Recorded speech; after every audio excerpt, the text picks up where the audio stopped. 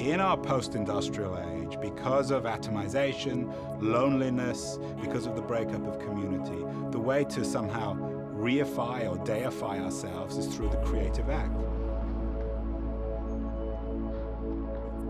You go out there into the world, everyone thinks they have a novel in them, everyone thinks they can make a movie, everyone thinks that they can write a song. That's why so many kids go into bands, that's why everyone sits down and tries to write a great book, that's why everyone now is buying camcorders and throwing their stuff up on YouTube.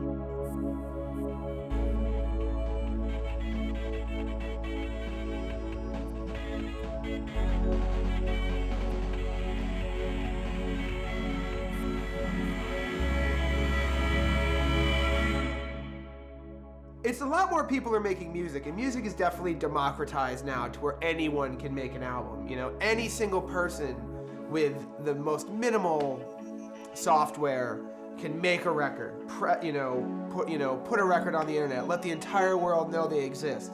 The problem is everyone's doing that. Should everyone be able to be a successful musician? Should everyone be able to have a fan base, have people buying their music, make their living from music? No, absolutely not. There are talented people, there are not talented people. That's a reality. It's an unfortunate reality. It's a reality that many people don't like because most people don't have talent.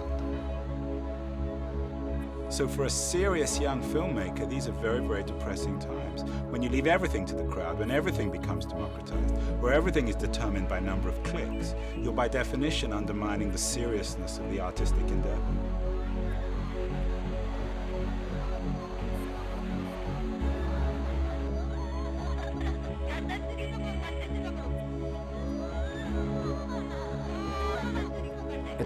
It's that idea of gray goo.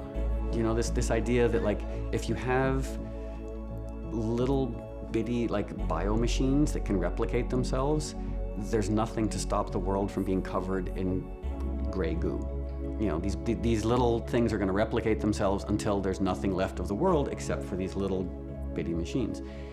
Art and culture potentially might succumb to that same principle, where if everybody's a musician and everybody's making mediocre music, eventually the world is just covered with mediocrity, you know, and people start to become comfortable with mediocrity.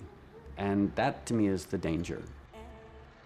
There's no evidence that we're on the verge of a great new glittering cultural age. If there's any evidence, as I've argued in my book and in everything else I say, we may well be on the verge of a new dark age in cultural terms, a new collapse of Constantinople, where the creative world is destroyed, and where all we have is cacophony and self-opinion, where we have a crisis of democratized culture.